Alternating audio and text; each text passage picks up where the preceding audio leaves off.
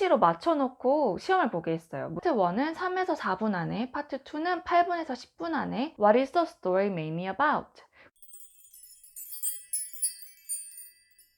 안녕하세요, 미셸입니다. 토플 프라이머리 스텝 2 시험이 얼마 안 남았더라고요. 저희 아들도 시험일 2주 정도 전부터 토플 시험 준비를 시작했었거든요. 토플 프라이머리 스텝 2 준비하면서 우리 아이에게 알려줬던 시험 잘 보는 팁에 대해서 공유하고자 영상을 켰습니다. 아무래도 어린아이들이 이런 시험을 보는 게 처음이잖아요. 그래서 상대적으로 좀 더 경험이 있는 엄마로서, 교육자로서 주었던 유용한 팁을 소개하고자 합니다. 이 영상을 시청하시는 많은 분들의 자녀에게 도움이 될 수 있길 바라겠습니다. 우선 이 영상은 영어를 잘하는 방법이나 토플 영어 실력을 향상시키는 방법이 아니라 전략적으로 시험을 잘 보는 요령에 대해서 이야기를 할 예정이에요. 우선 첫 번째로 OMR 카드 연습을 적어도 3번 이상, 그리고 시험 보기 전날에는 꼭 1번 이상 동그라미 색칠하는 연습을 하기입니다. 아무래도 이런 걸 처음 해보는 아이다 보니까 색칠 공부하듯이 동그라미 색칠하는데도 엄청 오랜 시간을 소비하더라고요. 어떻게 후딱 색칠하는지 그런 요령 같은 것도 알려주고, 그 동그라미를 어떻게 뚱뚱하게 색칠하는지 요령 같은 것도 알려줬어요. 그래서 적절 속도와 익숙함을 느끼게 연습을 해야 합니다. 두 번째는 문제 유형을 파악하는 건데요. 토플시험 문제 유형을 파악하고 전략적으로 시간 배분이나 준비를 해야 하는 겁니다. Primary Step 2 시험에는 리딩과 리스닝 두 파트로 나눠져 있어요. 리딩은 30분, 그리고 리스닝은 35분.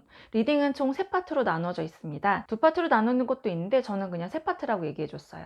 파트 1은 단순 어휘력 시험이라고 보면 돼요. 문항수는 8문제예요. 파트 2는 짧은 지문에 3개에서 4문제 정도의 질문이 있고요. 보통 9번에서 22번, 총 14문제 정도 되고요. 파트 3은 상대적으로 긴 지문에 3개에서 4개 정도의 질문이 있고, 보통 23번부터 37번, 총 15문제예요. 즉 30분 안에 37문항을 다 풀어야 된다는 걸 알려주셔야 돼요. 모든 문항을 다 잘 풀려면 시간 배분을 잘 해야 되는데요. 아이마다 강점이 다를 수 있으니 이거는 아이 성향을 잘 파악하셔서 배분하시기를 추천드려요. 저희 아이 같은 경우는 단어 외우기 같은 거를 학습한 적이 없다 보니까 그 단어가 뭔지를 모르면 그냥 정말 모르더라고요. 그런데 상대적으로 원서책을 읽으면서 영어를 익혀서 그런지 문맥을 보고 대충 이런 얘기겠거니 하고 좀 때려잡는 거를 잘하는 것 같아서 상대적으로 파트 2나 3의 시간을 좀 더 할애하라고 했어요. 그래서 파트 1은 3에서 4분 안에, 파트 2는 8분에서 10분 안에, 그리고 파트 3는 13분에서 15분 안에 끝내고 나머지 3에서 4분 정도는 검토하라고 얘기를 했어요. 즉 파트 1은 한 문제당 20초에서 30초 안에 풀어야 해요. 그런데 단어를 모르면 정말 풀 수가 없잖아요. 그냥 깊게 생각하지 말고 무조건 찍어라. 생각해봤자 시간만 흐른다 라고 지도를 한 케이스예요. 파트 2나 3 문제를 풀 때 질문부터 보고 문제를 풀 수도 있고 질문을 먼저 보고 질문을 풀 수도 있는데요. 저는 후자적으로 하라고 지도를 했어요. 지문을 먼저 읽어도 읽으면서 내용을 까먹을 수가 있거든요. 지문을 다 읽고 나서 문제를 풀면 다시 지문을 봐야 하는데, 물론 정확성은 올라가겠지만 시간이 너무 소비가 돼서요. 저 같은 경우는 질문을 먼저 보고 그 질문에 나오는 단어를 지문에서 빠르게 훑으면서 찾고 그 앞뒤 문장을 보면서 문제를 풀어가라고 연습을 시켰어요. 지문에 큰 그림을 보는 질문 같은 경우는 제외하고 이 방법이 좀 더 빠르게 풀 수 있는 것 같더라고요. 그리고 상식적으로 질문의 답에 너무 엉뚱하지 않은 것을 찍으라고 했어요. 질문은 안 읽어봐도 좀 뻔한 답이 있거든요. 예를 들어 뭐 넘어진 사람을 보면 어떻게 할까요? 1번 그냥 보고 지나간다, 2번 놀리면 웃는다, 3번 도와준다. 이건 사실 지문을 유심히 읽어보지 않더라도 좀 커먼센스로 풀 수 있거든요. 그래서 좀 그런 것도 상기를 시켜주면서 문제를 풀도록 지도를 했어요. 당연히 모르는 단어가 많이 나오잖아요. 그럼 무조건 그럴싸해 보는 답을 찍으라고도 했어요. 좀 자신감 갖고. 지문의 예를 들어 양치질을 잘해야 된대요. 그래야 캐비리가 생기지 않는데요.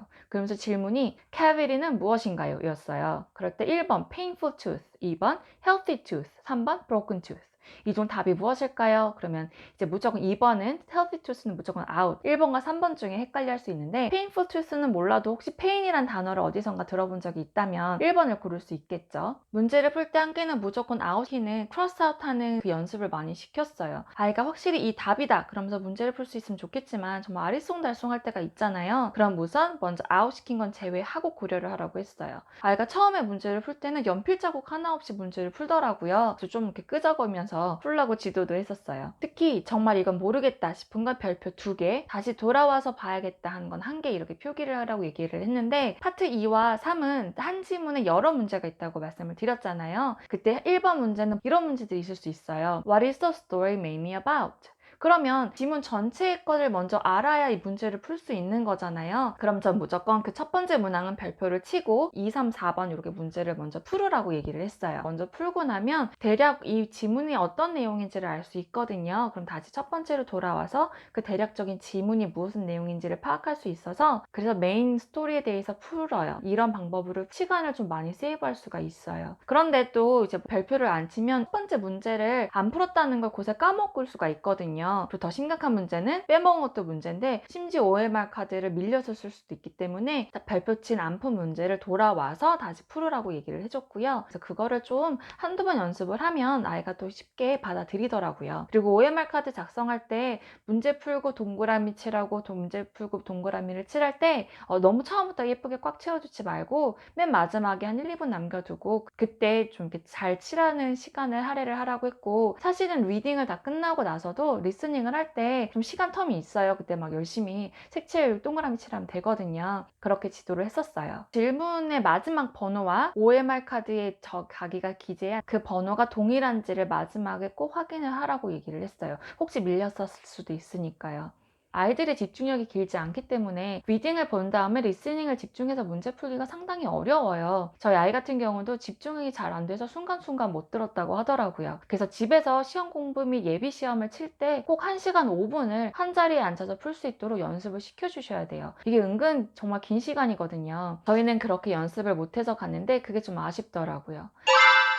리스닝 역시 파트를 4개로 나누어서 전략을 짰고요. 파트 1은 그림을 보고 맞추는 것, 파트 2와 3은 지문에 따르는 답을 고르는 건데, 파트 2는 대화에 대한 질의응답이고요. 파트 3은 그냥 지문에 대한 질의응답이에요. 그리고 마지막 파트 4는 그림이 그려 있고 한 그림에 따르는 한 3개에서 4개 정도의 질문이 있더라고요. 리스닝의 어려운 점은 듣는 족족 아이들이 까먹는다는 점이에요. 음성이 끝나자마자 후다닥 문제를 풀라고 했어요. 문제를 다 풀면 좀 시간이 남아요. 그러면 그 다음 항목에 먼저 눈이 가서 아는 단어가 뭐가 있는지를 좀 빠르게 훑으라고 했어요. 리스닝은 파트 1, 2, 3 시작하기 전에 공짜로 문제가 주어져요. 그래서 예시로 답까지 가르쳐 주거든요. 그럼 그거를 먼저 빨리 OMR 카드에 적은 다음에 다음 문제들을 후다닥 보는 거죠. 그림도 좀 자세하게 미리 보고, 그러면서 시간을 벌어야 한다고 얘기를 해주며 연습을 시켰어요. 좀 착하게 그 문제의 설명을 막 다 듣고 있더라고요. 대신 너무 혼자만의 생각은 빠지면 안 된다고 얘기를 했어요. 정작 2번부터 문제를 풀어야 되는데 방송을 미스할 수도 있으니까. 그래서 이거는 액츄얼 테스트를 한 2번 정도 풀면 좀 파악할 수 있는 부분인 것 같아요.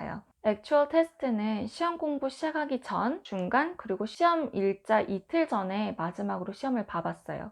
시험 공부 시작하기 전에 시험을 봤던 이유는 아이가 어느 정도 실력인지 아이도 엄마도 모르기 때문에 아이의 대략적인 상태를 파악하기 위함이었고요. 아이가 처음 시험을 보고 나면 아이가 잘한 건지 못한 건지 부모도 아이도 가늠하기가 어려워요. 근데 진짜 무조건 칭찬을 해줘야 돼요. 안 그러면 시험을 안 본다고 할 수도 있으니까. 우선 시험을 끝까지 봤다는 점에 비록 문제를 다 풀지 못하더라도 우선 시험을 끝까지 다 보고 나서 오늘 알려드리는 팁들을 좀 적용을 하면서 연습을 하시기를 추천드려요. 시험 보기 전날이 아니라 이틀 전에 마지막 시험을 보는 이유는 하루 전날에 시험을 보면 너무 떨리고 솔직히 다 맞을 수 있으면 좋겠지만 아닌 케이스도 있잖아요. 그럼 아이가 굉장히 자존감이 낮아질 수 있겠더라고요. 좀 비추하고요. 그 대신 예전에 풀었던 것을 한 번씩 이렇게 검토해보는 건 좋은 것 같아요. 문제집마다 시험의 수준이 조금씩 달라요. 그 틀린 문제의 개수에 너무 동요하지 않으셔도 될 것 같더라고요. 그리고 시험 보기 연습하실 때 시계도 아예 1시로 맞춰놓고 시험을 보게 했어요. 뭐 지금 시간이 언제든 상관없이 무조건 1시로 다시 맞춰놓고, 그래서 시간이 흘러가면서 문항수가 어느 정도 풀리는지도 좀 체험을 하고, 리딩 같은 경우는 아까 말씀드렸지만 파트 1에는 1시 4분, 파트 2는 1시 12분, 그리고 파트 3은 나머지 할당하라고 했고 대략 한 4분, 12분, 27분을 기억하라고 했어요. 속도가 만약에 안 나면 마구마구 찍으라고 했고요. 또 어느 분은 그러시는데 찍으면 안 된다고 하시더라고요. 근데 뭐 저희 아이 같은 경우는 많이 찍었대요. 그런데 이 정도 결과가 나왔으니까 뭐 어떤 알고리즘인지는 모르겠지만 저는 무조건 시험은 다 문제를 완벽하게 풀어야 된다는 생각이 좀 있어서 그렇게 지도를 했던 케이스입니다. 이 리스닝 시험 연습할 때 제가 실수했던 것이 모바일을 바로 아이 앞에다 딱 이렇게 놓고 시험을 보게 했었어요. 음질이 너무 좋고 그러니까 말소리가 더 잘 들리잖아요. 그런데 실제 시험 볼 때는 그 스피커를 웅웅 울려 펴져서 잘 안 들린다고 하더라고요. 그래서 가정에서 혹시 블루투스 스피커 같은 게 있으면 좀 멀리 놓고 그리고 좀 퍼져나오는 음향에 좀 익숙하게끔 하면서 연습 시험을 보는 게 좋을 것 같더라고요. 그리고 중도에 자기가 영어를 너무 못한다고 속상해하거나 시험을 보기 싫다고 할 수가 있어요. 저희 아이 같은 경우도 단어를 너무 몰라서 리딩 파트 1 풀 때 막 비가 막 내려 쏟아지니까 자존감이 급상실하고 시험을 안 보겠다고 하더라고요. 그래서 100점을 맞기 위해서 시험 보는 것이 아니라 원서 수준이 어느 정도인지 궁금해서 보는 거니까 부담 갖지 말고 또 100점을 맞는 것을 바라는 것도 아니라고, 그래서 이렇게 봤다 하는 것이 되게 좋은 경험이라고 엄청 막 설득하면서 많이 용기 주면서 같이 준비했던 것 같아요. 그런데 정말 생각보다 아이가 많이 뿌듯해했어요. 시험 결과를 떠나서. 그래서 아이도 엄마도 좀 좋은 경험이었던 것 같아요. 오늘 제가 말씀드린 좀 장황하긴 한데 좀 시험 준비를 하면서 또는 시험을 보고 난 후에 좀 이렇게 할 거라는 좀 후회되는 부분에 대해서 좀 이야기를 해봤고요. 토플 시험을 가지고 아이의 점수를 매긴다기보다는 앞전 영상에서나 이번 영상에서도 말씀드렸지만 점수에 너무 연연하지 마시고 아이가 어느 정도 영어 원서를 읽으면 좋을지 좀 가늠하시고 엄마표 영어를 하신다면 엄마표 영어가 제대로 좀 진행이 되고 있는지를 좀 확인할 수 있는 좋은 그런 툴이니까 좀 이용을 하시고, 시험을 보는 요령이 없어서 잘 못 보는 건 좀 속상한 일이니까 너무 당연할 수 있지만 아이들에게 이런 작은 팁을 좀 주면 아이가 좀 더 자신감이 생기지 않을까 싶습니다. 오늘 영상 봐주셔서 감사드리고요. 혹시 궁금한 사항 더 있으시면 댓글 남겨주세요. 오늘 영상 마음에 드셨다면 구독과 좋아요 부탁드리고요. 구독하실 때 벨 알람 켜시는 거 잊지 마시고요. 오늘도 찾아주셔서 감사합니다. 다음에 또 뵙겠습니다. 감사합니다.